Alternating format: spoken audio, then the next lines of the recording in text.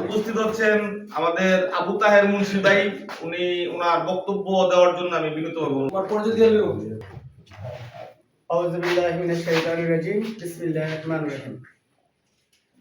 বাংলাদেশ জাতীয়তাবাদী জাগরণ দল সিদ্ধিরগঞ্জ থানার আহ্বায়ক কমিটির সিনিয়র যুগ্ম আহ্বায়ক আমি আবু তাহের মুন্সি।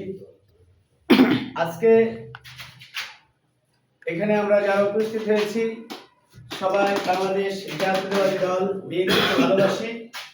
বিএনপিকে ভালোবাসি বিধায় সবাই উপস্থিত হয়েছি। আমাদের দলের যে একটি নির্বাচন গিয়েছে আপনারা ফলো করেছেন। আমরা সিদ্ধিরগঞ্জ থানায়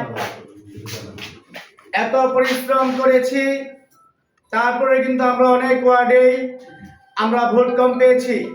কারণ হচ্ছে আমাদের মধ্যে যারা বিগতকালে বিএনপির সাথে বিএনপি রাজনীতি করেছেন ওনারা কিন্তু দুর্নীতিতে চাঁদাবাজিতে জড়িত ছিল বিধায় আমরা অনেক ঘরে ঘরে গিয়েছি, ভোট চেয়েছি, আমাদেরকে জনগণ আশ্বস্ত করেছে ভোট দিবে, কিন্তু ওনাদের অত্যাচারে মানুষ অতিষ্ঠ হয়ে আমাদেরকে ভোট দেয়নি। তাই আমি দুঃখের সাথে বলতে চাই এমন ধরনের নেতৃত্ব যেন আগামীতে না আসে।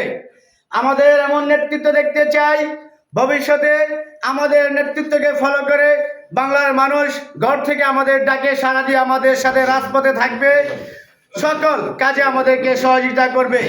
এ বলে আমার বক্তব্য এখানে শেষ। ঢাকা